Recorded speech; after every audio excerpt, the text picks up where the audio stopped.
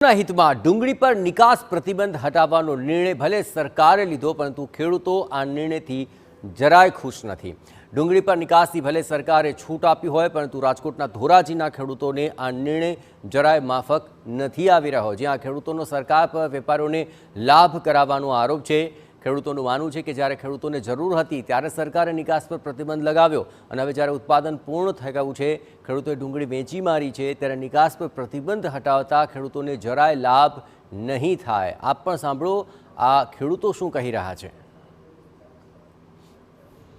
ખેડૂતે જે સરકારે ખેડૂત માટે અત્યારે આ નિકાસ બંધી દૂર કરી છે, એના કારણે અત્યારે તો ખેડૂતને બહુ નુકસાની છે। પહેલાં આ નિકાસ બંધી દૂર કરવાની જરૂર હતી, અત્યારે તો લગભગ ખેડૂતના ઘરમાંથી જે ડુંગળી હતી એ બધી અત્યારે નિકાસ થઈ ગઈ છે અને વેચાણ થઈ ગયું છે। કોઈ પણ ખેડૂત આમાં ફાયદો થયો નથી। આજની તારીખમાં જે નિર્ણય કરેલો છે ડુંગળી ઉપરથી નિકાસ ઉઠાવવાનો, એ તે ખેડૂતને કોઈ લાભ નહીં થાય। એમાં 80 થી 90% ખેડૂતોએ ડુંગળી વેચી નાખી છે। અત્યારે આ જે ફાયદો થશે એ બધા વેપારીઓને જેને સંગ્રહ કરેલો છે એને ફાયદો મોટો થશે। ખેડૂતોનો દાવો છે કે હવે તેમની પાસે ડુંગળીનો માલ નથી। ડુંગળી બગડી ન જાય અને બધું નુકસાન ન વેઠવું પડે તે માટે તેઓએ સસ્તા ભાવે વેચાણ કરી લીધું હતું।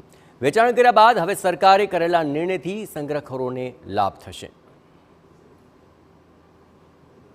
જ્યારે ડુંગળીનું પુષ્કળ આવક હતી, ખેડૂતને ચોમાસાની ડુંગળી વાવેલી ત્યારે પુષ્કળ આવક થઈ ત્યારે સરકારે નિકાસ બંધ કરી, કારણ કે ભાવ હતા 400 થી 500 રૂપિયા, ત્યાં ખેડૂતને વળતર મળે, અને ભાવ થઈ ગયા 100 થી 150 રૂપિયા નુકસાન છે। અને જે ડુંગળીના ભાવની નિકાસ બંધ કરી એટલે સરકારે ક્યારે નિર્ણય લે એનું કંઈ ખબર નથી। અત્યારે નિર્ણય લીધો ત્યારે પીરીપતિ ડુંગળી અત્યારે બજારમાં ન હોય, માણા ખેડૂત વાવેલી તો ભાવ નહોતા એટલે સરકારે ખેડૂતે ડુંગળી વાવી જ નથી। સરકારનો અત્યારે કાંઈ ફાયદો ન થાય, કારણ કે ડુંગળીનું વાવેતર જ એટલા નથી।